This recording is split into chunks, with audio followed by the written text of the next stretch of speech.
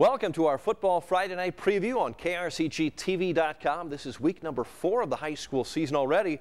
We'll be live at Jefferson City High School for the Jays home opener against DeSmet at 5-6. Ted LePage and the Jaybirds are 2-1 in the season, ranked number 3 in our Mid-Missouri Prep Power Poll, number 5 in the Class 6 state rankings. Jefferson City coming off a big 56-26 win over Hickman in Columbia last Friday night.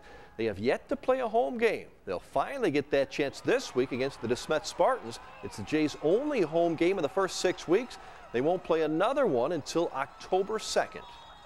Our sports writer Tom Leffler joins us now. He'll be with us Friday night, the preview at Adkins Stadium, Jays and DeSmet, but I'm afraid no free hot dogs this week. Oh, Rod, could you go up and get me a couple at the concession stand? Because this would be the first time in 3 weeks I haven't had free hot dogs. It's been great the last 2 weeks. If you could pick me up a little bit, that'd be wonderful. Well, you bet. KRCG tailgate. We'll take a week off, and then we'll be at California the following week. Jays 2-1. Their only loss to top-ranked CBC. That's a pretty good start. Yeah, there's certainly no shame in that. They're ranked number 1 for the reason. They're the defending state champions. And Jeff City shouldn't have any problem this week with DeSmet. DeSmet is down. This is the second straight week Jeff City will play a team that's normally a program that's normally very competitive, but going through some tough times. Hickman last week, 0-3 now. DeSmet this week is 0-3. So Jeff City should not have a problem, should get their first win finally at home. The Jays picked up 56 points last week, but they were not all scored on offense. No, they had the coach's dream come true. They scored, of course, on offense. They scored on special teams. They scored on defense.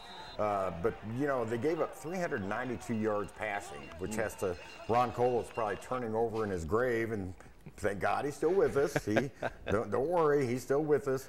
But that's too many yards and too many points given up to a team that's really not very good. Right. Elias, on the other hand, 0-3, coming off a Saturday night loss, or Friday night loss last week. They are playing Saturday night this week, hosting Hickman, another team that is 0-3. Somebody's got to win this one. Yeah, something's got to give, and Elias just has to play better defense. I mean, the last 2 weeks, you know, has just not been good at all. They've been out of position. When they are in position, they miss tackles.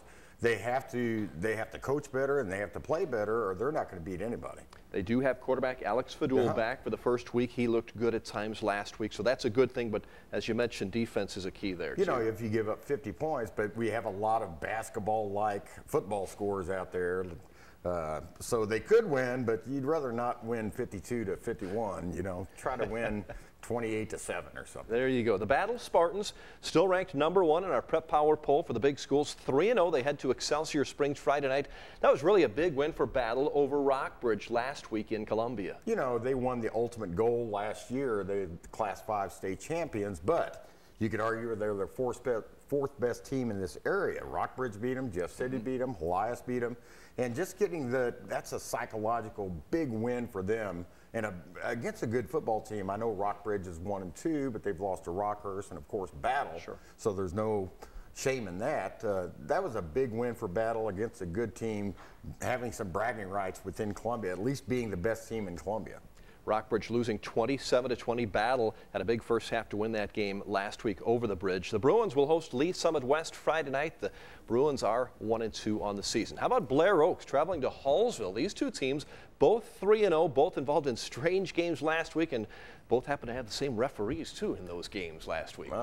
Crazy. What a crazy Friday night. I think Josh, our good buddy Josh, is going to talk about it here in a few minutes. But Hallsville is a good program, up-and-coming program. They are. They got the signature win in their program last year when they came to Wardsville and beat Blair Oaks. You know, their program's kind of taken off. Since then, they had some injuries. They had a rough end of the season last year. But going up to Hallsville will not be easy for Blair Oaks. You know, that's going to be, I'd call that a toss-up game. I would not give one team the edge over the other because Blair Oaks is going to have their hands full. Blair Oaks won 62-47 last week. They scored 50 points in the second half. An amazing win over Eldon, another up-and-coming team that we've been talking about. Yeah, Eldon, again, they're kind of like Elias. They've scored over 90 points the last 2 weeks, but they haven't won a game because they've given up 128. You're not going to beat anybody giving up 128 points, an average of 64 points a game. All right, thank you, Tom. Our Minister of Defense, you're on the defensive mode this week, aren't you? Defense wins championships. Play some D. Well, more on Hallsville's win at Southern Boone in a moment. First, though, a look ahead to some other local games this week. The California Pintos, fresh off their first win of the season, 42-0 over Versailles. They will play another home game this week, hosting those Eldon Mustangs. Fulton plays at Mulberry. The Hornets are off to a 3-0 start to the season. 2-1 South Callaway hits the road at Van Far. And the Southern Boone Eagles will play Osage and Ashland. Two good teams, both 2-1. And we hope the officials make it on time this week. Here for more on that crazy late night, early morning is KRCG's Josh Kurlak. Josh worked a very long day last Friday and Saturday. Take us through the day, Josh, for you. Well, I first started out, I went to Hickman to cover a little bit of the Jeff City-Hickman game and stayed there for most of the first half because we figured out that there were no refs for the Southern Boone game, so we stuck around a little extra, came back and helped out with football Friday night, and then went back out to Southern Boone, and what an experience that was. So that was about, what, 11 o'clock by the time you got there? I pulled up at about 11, and the game had just started about halfway through the first quarter, and I could not believe the amount of people that were there. I had trouble finding a parking spot. Sure, yeah. Well, they draw well anyway, but they never played that kind of a game at that time. The officials came from the Blair Oaks game, which was kind of a wild shootout anyway. Long game, took them almost 3 hours to play that game, and they finally arrived by 10:45-ish and started there. You talked to some of those officials. Yeah, they were tired, but they were happy to be there, enjoying the experience, and they all had great attitudes and did a great job officiating the game as well. And they even got a standing ovation. I think that's the first time I've ever heard a standing ovation for the officials. Oh, that's awesome. That was Billy Cannon, who you talked to, a great friend of ours, former Blair Oaks Falcon athlete, and just a great guy. And also Blake McFeeters and Roger McFeeters and others. Tim Lukanoff, I think they took him out of the crowd at Blair Oaks and brought him over there too, a normal official. But quite a crew and quite a late night. Fans stick around? They did. I had to keep looking up into the stands on both sides, at Southern Boone and Hallsville. Nobody left throughout the whole game. We were hitting midnight. It's approaching 1 a.m., you know, the second overtime, third overtime. Nobody left. They all stayed there till the very end, and it's all a great game. And of all things, for this one, first game, I think, in anywhere in mid-Missouri this year to go triple overtime, and it had to be the one that started at almost 11 o'clock at night. You know, we didn't really know, any of us that were there, what we were getting ourselves into, but as the night went on, you started to see, you know, tied early in the second half at 14, and I think that game deserved overtime, and triple overtime, sure, why not? So you said they actually played well, both sides, pretty well-played game. It was a well-played game, honestly, one of the best games that I've personally seen this this season so far. And both teams, offensively and defensively, one of the more physical games, too. You could hear the pads popping from the defensive hits in that game. It was something fun to watch. Two very good programs, really up-and-coming young programs, and maybe they should always schedule doubleheaders for us, you know? We'll get more games that way. Sure, we'll get, you know, take one early game and then a nightcap to, you know, TV ratings or whatever you have you there. And you had to get up for the Mizzou game the next day, so a quick turnaround for you also. Yeah, it was a quick turnaround. I like to think of it as a day game after a night game in baseball. It's something you got to do, just part of the job. It had fun. It was a great weekend of football, too. That's right. You can read more about that crazy game at Leffler's link on our sports page at krcgtv.com. Tom Leffler recounts a lot of it also, and Billy Cannon even joked the official, saying that Mizzou also called him, wanted to officiate that game too. Didn't really happen, but pretty good joke anyway.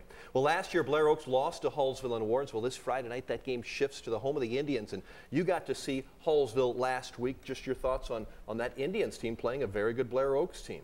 Hallsville's very disciplined was what I noticed, especially on defense. Not a lot of guys out of position. They played well there, and then offensively, I haven't seen a lot of it, but I like to call them timely offensively. You know, they made plays when they needed to, and certainly it will be a competitive game this weekend. I think one of the most interesting games that we will have.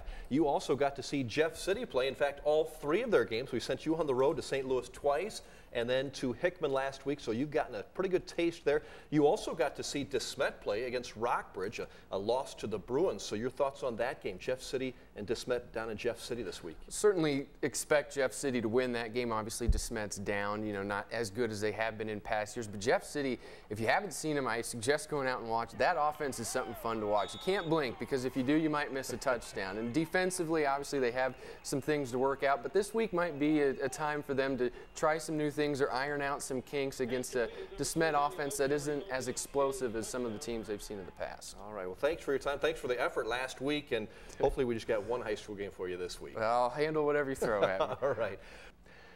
Other local games we'll be watching this week on Football Friday night. Unbeaten Mexico traveling to Hannibal. That will be a big challenge for the Bulldogs. Centralia unbeaten, hosting Brookfield. The Tolton Trailblazers are at home. They host the Central Panthers. Rivals Montgomery County and North Callaway meet in Kingdom City. Harrisburg travels to Tipton. We'll have all the scores and highlights on a Football Friday night. Again, we'll be live at JC High with a preview at 5 and 6 Friday. Then our big show at 10:15 on Football Friday night.